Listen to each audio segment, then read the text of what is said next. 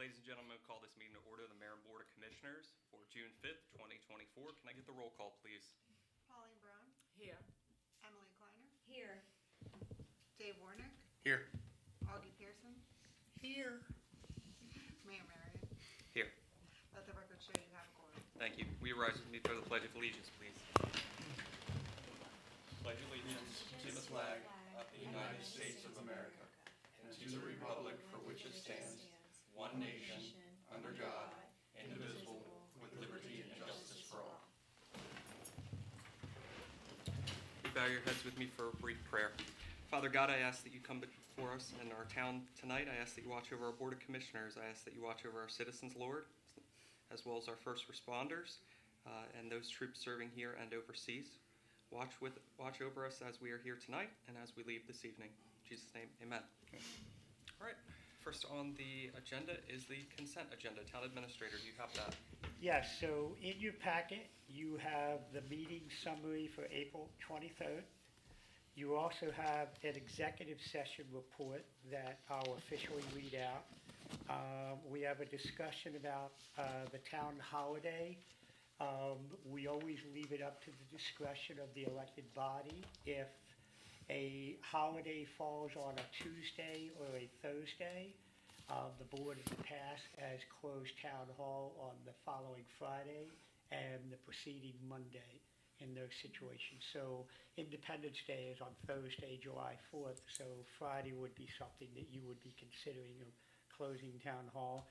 We also have upcoming town meetings, and I realize here the agenda is out of sequence here. Upcoming town meetings of June 18th instead of June 11th. Normally we would be meeting next Tuesday, but we're going to push it back another week to June 18th, and then July 9th, August 13th, and September 10th. Now that we're out of our budget cycle, we would go back to the one meeting a month. And so under the resolution, if I back up for the resolution 2024-07, Circuit Rider Program Grant Rider, this is something that we entered into with the other towns of Cecil County last year. It's a program that is about 75% of it is funded by the state, and they provide each of the towns a grant writer. In one particular case, the town of Northeast, I believe, uses the money for a code enforcement officer, but in our case, we would use this program as a grant writer. We've done it the past year. The grant writer that we have has helped us submit a variety of mid-level grants. Because of our infrastructure needs, we get into some more sophisticated grants that require engineering oversight and all, but we have been able to put into some grants for mural in the downtown area, cameras, surveillance cameras for Veterans Park especially, and we also put in for a technical assistance grant to do some studies on 16 Main Street, what would be a good use of that piece of land. And then she is in the process of submitting a facade improvement grant that's due on the 26th. So it's a great resource for the town. So that's a resolution that's in your packet. And when you look at the packet, you'll see that our contribution is $4,240 that we would contribute to that. We do have that in the proposed budget. Last year we contributed $3,000. The reason why it's gone up is that all the towns have liked it so much that they wanted to expand the hours. And because of the number of grant writers they have brought in under this program, we can add additional hours for each of the towns. So it would be $4,240 contribution from the town for at least 10 hours a week of service. And then the executive session, I'll read that into the records. for you. That's something that we have to do by law. It's not technically something you vote on, you just read it into the record. And so this is a document, a record of a closed meeting that the mayor and commissioners held in accordance to the Maryland state law. It was held on May 21st, 2024 at 5:30 PM. Mayor Marion was present, Commissioner Braun was present, Commissioner Kleiner was present, and Commissioner Pearson was present. There was a motion made by Commissioner Pearson, seconded by Commissioner Kleiner, to hold the open meeting. There was a motion to go into executive session by Commissioner Pearson, seconded by Commissioner Braun, to go into executive session. That passed 3-0. In accordance to the state law, we met for item number 7 under the state law, which was to consult with our attorney to obtain legal advice. The topics of the meeting discussed was to consult with the attorney for legal guidance. Persons other than the elected body present at the meeting were the town attorney, Jay Gullo, and the town administrator, Calvin A. Bonenberger Jr.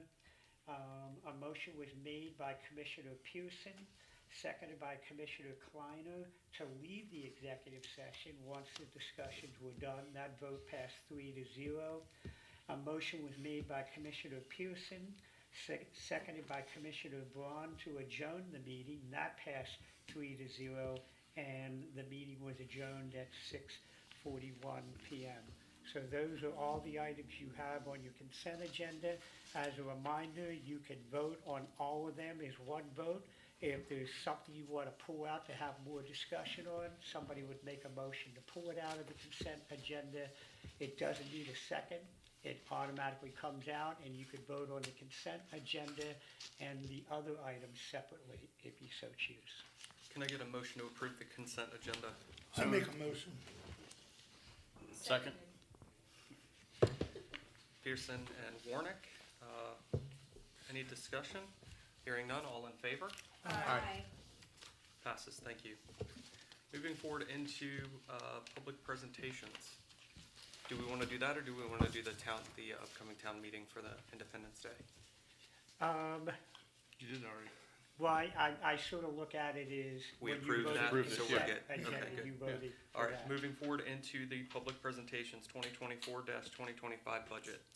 All right, so we're getting pretty good at this over the years. We have a system in place on this. You guys, there's been a lot of discussions on a staff level and getting some feedback from the respective commissioners. We're not ready to present a budget quite yet for public presentation in the sense of the final. We have the numbers, but we don't have the final numbers. But a couple highlights out of it is that we believe we're going to be able to balance the budget without raising real estate taxes. I think it bears fruit to say that the town of Rising Sun is one of only 2 towns that have lowered their real estate tax rate since 2016. So the elected body is always very mindful of tax rates, and in the past has been able to lower the tax rate. We're not able to lower it, but we're able to maintain what we have now. We've always known that we have, we had to spend a lot of money to fix the water and sewer system. We talk all the time about inheriting a really bad situation back in the early 2000s, and it's taken, essentially 2 decades, so to speak, to get those issues resolved. And we're getting to the point where we can see light at the end of the tunnel to get a benefit of all those decisions and studies and hard work that was done so that we can put ourselves in a position to lower sewer and water rates in the future. We're just not there yet.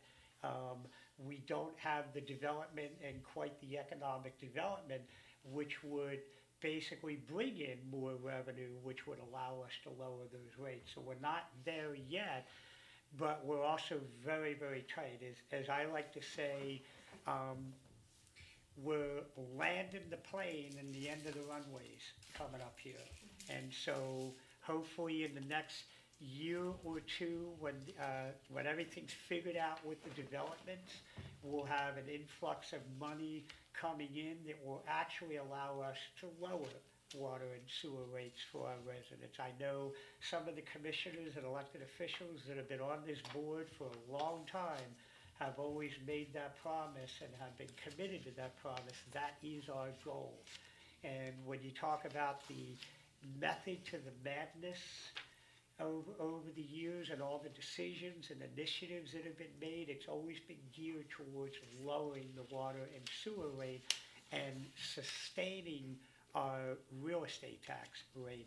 It is our goal, I can tell you from a staff perspective, it is our goal to put the town in a position of self-fulfilling sustainability for the next 15 to 20 years by good, manageable development and good economic investments in the community that provide more jobs, better homes, reasonable costs for our residents. That has always been our goal for the last 2 decades and will continue to be our goal. In our budget in general, we do have some of the big ticket items that we are looking at is we have 3 positions that are vacant that we've had in the past that we need to fill. Unfortunately, with the passing of one of our police officers, that created a vacancy there. One of our public works employees retired, so we have a vacancy there. And our code officer that we had retired, earlier this year. So we have 3 vacancies. We also have a position in the police department as they are growing that we need to get some clerical assistance in the police department. So we're trying to do that also. And let me give you sort of the 10,000-foot view that sort of encapsulates this budget process. We all know when we listen to the news that inflation is anywhere from 5, 6, 7, 8%, meaning the cost of everything is going up. And I want to give a little perspective to that. Depending upon, I guess, the pundit you listen to, they talk about the average homeowner needing about an additional $11,000 a year in income to pay for the same things they paid for just 3 years ago in 2021. We'll magnify that same ratio and consider what the town of Rising Sun goes through also. Because we've always been around a $4.5 to $5, $6 million total operating budget. So when you start adding inflation on top of that, I know we've all dealt with our own personal electric bills going up. Imagine having an electric bill at the sewer plant that's already $15,000 a month before you hit the inflation on top of it. So it's for the residents. What I'm saying to the residents is we are working to not only sustain what we have, but to also try to spread our expenses out, bring in, more efficient revenue, make sure that people that need the services are the ones that are paying for the services. I've always said the little old lady on a fixed income. Let's make sure that she or any other resident is just living their life, doing their thing. There's certain things they have to pay for.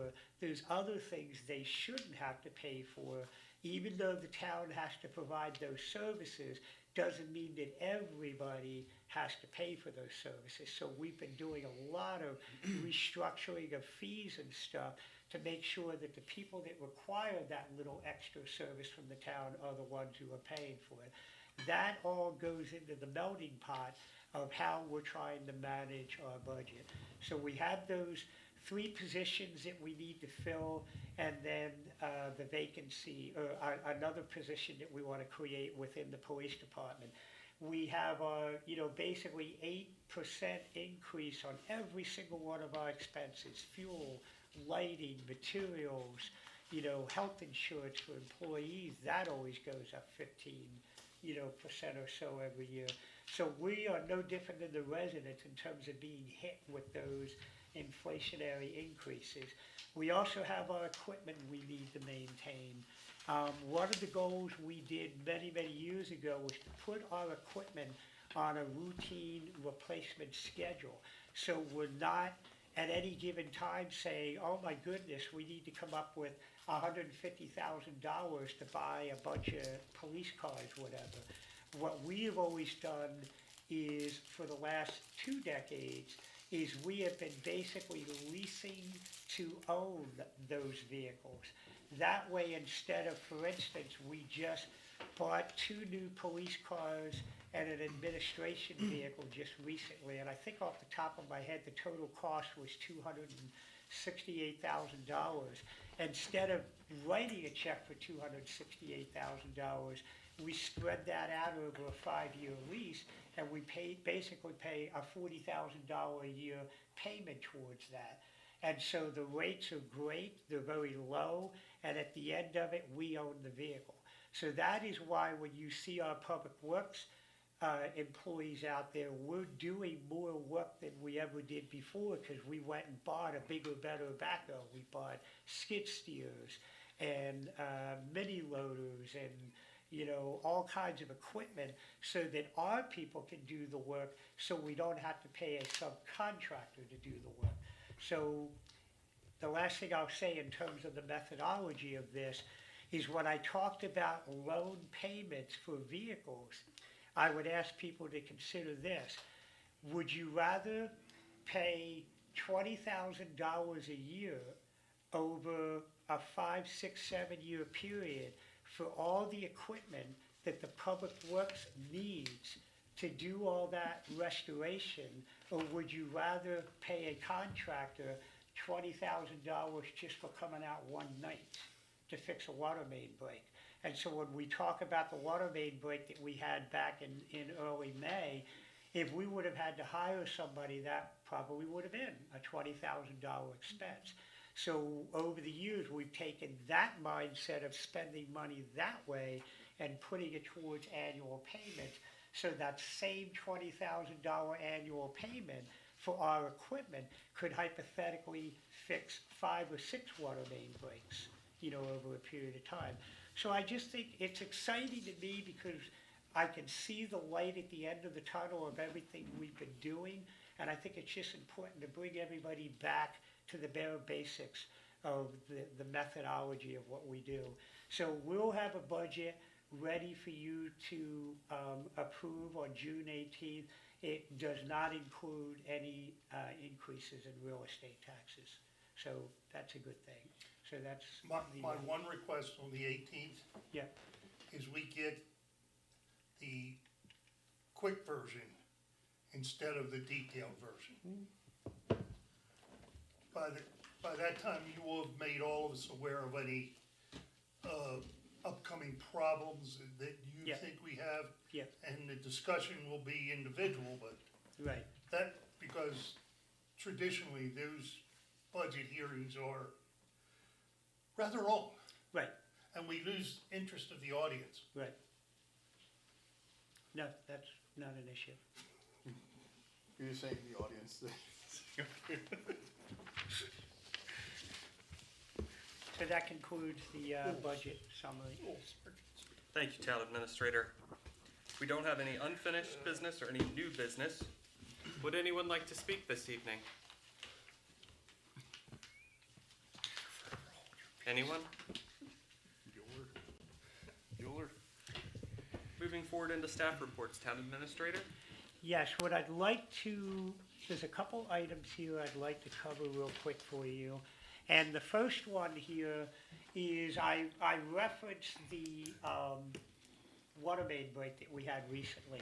And this is a water line that was put in under streetscape. And what you're looking at is right at the intersection of, depending upon what you want to call it, either South Walnut or East Cherry, right there at PC Enhancements, there at the corner. one of the things we have been experiencing, and we've talked about it in the past, is I guess we're just getting up to the shelf life. What are we looking at? The water spots all over the ceiling that I don't remember being there. Didn't we just have the roof repaired? Yeah, we did. You might want to There's have that. more over there. Yeah, there's, I just, sorry, I didn't mean to Sorry, interrupt the meeting, but I just Right. happened to notice there's like a lot of new water spots. Right. You might want to have that checked. Well, there goes the budget. So what we are experiencing over the last couple of years is the original clamps and bolts that have been put in our pipes are just blowing off. The bolts are rotting away. And that could be a byproduct of maybe if those things were put in under today's standards, you would have bolts and stuff that were designed to last for 60, 70, 80 years. Whereas when they were put in back in the 80s and 90s, Whoa. not. I don't mean to interrupt. Streetscape was in the early 2000s. So if these bolts are failing in 20 years, I think we should be going to the state and asking them what their problem is with their quality. Right. The only difference is that's our water main. I don't know. Although the state did streetscape, some of this stuff was already in the ground when they did streetscape. They allowed us to do it before the road. It predates me, but I believe the only thing we really did was really slip line the sewer line Okay. per se. So in this particular case, I think these are a little bit older than just 2000. We all know the state did a lot of things on streetscape, but I'm not sure they had anything to do with any kind of water line. But again, that predates me. So on one hand, the reason why I bring this up is this Sunday, our public works guys are going to get out there at about 12 o'clock in the afternoon. We've talked to all the businesses there, and they're going to dig back down, because those of you that are familiar with, I guess, good construction can see that that's not really lined up straight, and it's not really anything we can do about it, because the pipe that's basically coming up to the clamp, there is a long section of pipe. And the pipe that's coming from the other end there off the top, that's connected to a valve, a whole valve assembly that comes up. So unless we get in and tear all that out, we're sort of stuck with this. We're not overly concerned about that as much as if we were, and look, it won't be the first time that when you do a project, you can't necessarily line the pipes up straight. That's why there's a lot of coverage on a clamp to begin with. Meaning you could put clamps on a pipe and the pipes be, a half an inch apart from one another for a variety of reasons. But the clamp, because of the way it's sealed, just acts like the pipe itself. And so, Well, excuse me, they're using basically Fernco fittings. yeah, that's not much more than that on what they put there. So the point we're getting at is we've closed it up. Maybe it doesn't leak again, but in good conscience, before we end up paving this road, because we're looking at like a $30,000 bill to repave Main Street. Because in the past, the state has not had the towns do that. Now they are. So we're looking at like a 30, we're not allowed to just put a patch over the hole. We've got to do a curb to center line a certain distance paved. So that's like, 30 some, one quote we got so far is like $30,000. So before we do that, in good conscience, if we were putting this pipe in now, we wouldn't be using that type of clamp. So we're going to expose that again on Sunday when the traffic is relatively died down. We're going to switch that clamp out to a more modern, beefier clamp, so that if anyone who understands the hydraulics of it, water can be pretty good when it goes straight down the tube, but you give it an angle or something and You the get water friction hits loss. that angle and it can start it to move. So hypothetically on paper, there's a chance something could happen today, tomorrow, next year, or 10 years from now. Before we spend the money to put the road back, let's just go out there and redo the clamp on it. So that's gonna happen this Sunday at 12 o'clock. They're gonna start digging. It's gonna take them about an hour or two to get down to this. I would imagine, and we're just guessing at this point, they should be done maybe 8 o'clock, 9 o'clock at night. Fortunately, we don't have any interruption of service. We found that out the other night. The only interruption's gonna be, we can, and this would be up to the police department, we're able to get the traffic to go by without having to stop traffic, but it's tight. It's like going through a cattle chute. And so we're just asking people to be patient. You can come up Main Street, we're not shutting it down, but just be respectful of the fact that our people will be out there working as quickly as they can to essentially save taxpayers' money by doing it right. It's that old saying, you know, what is it, measure it once, cut it once, instead of, you know. Measure measure- twice, cut cut once. once. Yeah, measure it twice, cut once. So that's basically what we're That'll doing here, is gonna measure this twice and get it done right the first time. The other item I wanted to bring up to you, and these were emails that passed, I'm gonna say maybe in October or November, and Commissioner Kleiner, you and I haven't really had to talk about it, but it was in your world of the residents that were requesting the handicap access ramps down on Walnut Street by Jane's Church.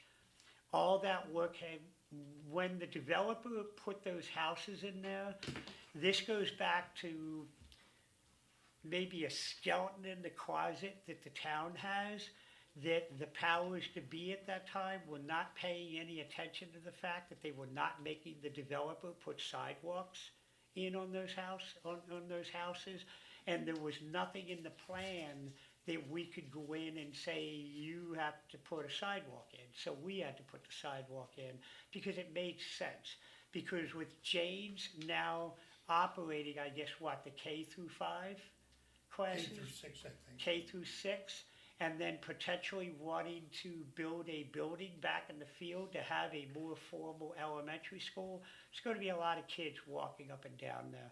So we put a sidewalk in on that one-story rancher that was just built about 4 years ago, and we put a nice handicap access ramp in there. So we want to thank the property owners there because they were great. We had to remove a couple trees, we had to remove some bushes, you know, we were able to put it back in, grade it, and now it's a lot safer for kids going to Jane's Church, you know, walking, pedestrians to walk up and down the street. The Knutson property, because it's been a while since we last met, the Knutson property did get the PUD approval for the development over there. All that means is they now have parameters of which they are able to develop within those parameters, and they will now go before the Planning Commission for concept, preliminary, and final. All of those meetings will be open to the public. All of those meetings will be advertised in the newspaper. Everyone who is within 500 lineal feet of the property will be notified, and we will post a sign on Pierce Road and 274. Let me just throw this out here for the benefit of our residents, because people get concerned about the due diligence. Everything I just said to you is above and beyond what the state actually requires. The state only requires us to do an advertisement in the newspaper. They don't require us to mail anything or deliver anything to adjacent property owners, nor do they require us to put a sign on the property. So we do try to make it as obvious as possible, including talking about it at these meetings, so residents that have an interest in it can, you know, track that, know to keep an eye on it. So the Knutson property will be coming in for their concept plan here shortly. Maple Heights, the developer has a new person has bought the vacant field behind the townhouses on Maple Leaf and Maple View Apartments, Maple Heights and then. Maple Heights Apartments Maple back Heights there. Apartment. Yeah, that open field back there in which Mr. Montgomery Brothers was gonna build 57 homes back in there. A new property owner has bought it, and they're redoing the plan. It's gonna be a lot better for emergency services personnel. The roads are gonna be wider because we're gonna get a chance to institute our new road stuff. We're in the middle of discussions with them about stormwater management. Mayor, they will have a monument sign when you come in. So when people come into the development, there will be a monument sign. So there's a lot of good things that can happen out of that. Stevens Preserve, Stevens Preserve has been in the pipeline since officially since July of 2023. Although our conversations with them have gone back for probably 2 years. And one of the things we have told them from our first initial conversations, we've told everybody, Knutson, and it's the name, it's not the Knutson family that's developing it, it's the land, but the Knutson Project people, Maple Heights Project people, and Stevens Preserve, we have told them going all the way back 2 years ago, the old way the town used to handle development is gone. We don't handle it that way anymore. That you are gonna basically pick your poison on how you're gonna develop the land that meets our code requirements and is for the best interest of our residents. And let me close with saying that I think it's always important, because I have residents approach me, and I know you do too. At the end of the day, we always have to remember that landowners have rights. And no more than you would like the government coming in and telling you what you can and can't do in your house, that same law applies to people who own land. They have the right to develop, and we cannot just say we don't like it and you're not doing it. All we can do is set reasonable codes and standards, which we have done, and have them play to that sheet music, not their own sheet music, our sheet music. So I expect 2 or more of these developments to potentially get in the public meeting process maybe mid-July into August. So I think the rest of the year, we're gonna be seeing 1 or all 3 of these in various stages of land development as we go through.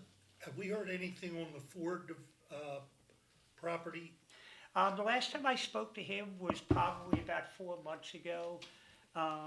He didn't really give me any indication that it was gonna happen any sooner. That I think they're still trying to figure out exactly what they wanna do. It's been probably, I'm gonna say 1.5 years since I've even seen any kind of concept idea of what they wanna do. I don't think the concept has changed, I don't think there's been any drawings. Now, bear in mind, sometimes it can take 90 to 120 days to do drawings, so they might very well be working on them. They just haven't submitted anything to us to review. And if I can, Mayor, let me just also close with this, because I think it's important. I think residents need to realize, Joe the developer doesn't just show up and say, here are my plans, I wanna look at it. Joe the developer comes to the staff and the engineer, and we will be looking at it for at least a good 6 months or more until we feel comfortable that it's sufficient to go before the planning commission. It's basically making sure that all the i's are dotted and the t's are crossed, so that the things that are important to the community, they are on the plan, as opposed to what used to happen. My understanding is, yeah, we'll do that, just give us the approval and we'll do it, and it never happens. So we're recognizing the beauty of being able to hold people's, feet to the fire and what they're responsible for doing. So the staff will see some of this stuff 6 months or more in advance before they even make it to the planning commission. So I think it's important that if Joe developer doesn't just get to roll up and say, here's my plans, give me your opinion. So, and that Chief. concludes my report. Do you have a report? Yes, sir. A couple things. I just want to remind, sorry, I turned the mic off. Just want to remind our citizens that if you see something, say something. We've had some events happen around town that went unreported, and they could have been solved easily if someone would just have picked up the phone and called and say, hey, this is the unusual thing we saw. So again, if you see something odd, something unusual, give us a call. It may be, completely innocent, or it may be the beginning of a problem. Secondly, it's late spring, about to go into to summer. All the businesses along Main Street are open, and we have a lot of pedestrian traffic, especially during the daytime. We have heavy traffic during the weekends also. So be mindful of the kids walking to the Little League, to the playgrounds, to the shopping centers. We have a lot of foot traffic in this town, which is a great thing. But just be mindful when you're coming through town. Watch your speeds and pay attention to that pedestrian traffic. And lastly, when you call the police department, if you need to see a police officer, you have to dial 911. The police department's not staffed 24 hours a day. We don't have a clerical staff that sits in and answers the phone. So we're out on the street, and we won't be able to know that you called for assistance unless you dial 911. That is my report, unless there's questions. Thank you, Chief. Any questions for Chief? No? All right, heading into the mayor's report. My report's pretty brief. I attended the Rising Sun High School graduation. I have the Rising Sun Middle School graduation coming up next week. Rising Sun High School's graduation highlighted all of our new state champions. It's a great problem to have, but we are going to have to update one of our signs that we had put in because we've ran out of room for state champions. That's the individual state champion sign. So we are working on getting that revamped. This past Saturday, we had an amazing Sunfest. Huge thank you to Laura from Bog Turtle, as well as the Sunfest committee and all the volunteers who made this year's Sunfest possible. A huge thank you to our police department, public works department, and our administration staff for all they did to help with Sunfest. Another great year, lots of vendors. It was just wonderful to see so many people out in the community. Moving forward into commissioner comments. Commissioner Braun. I have no report. Commissioner Kleiner. Just wanted to echo the thanks for a job well done with the Sunfest. And also, I thought that the Memorial Day decorations in town were wonderful, and I really appreciated that. So thank you to the town, the Department of Public Works for that. And that concludes my report. Commissioner Pearson.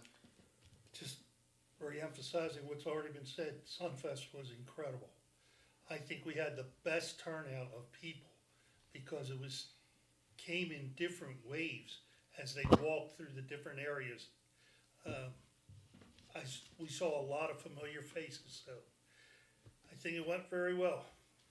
Commissioner Warnick. So the one thing I'll mention is that the parts finally arrived for the gate repair, and the gate has been repaired at the dog park. That's the conclusion of my report, sir. Thank you, Commissioner Warnick.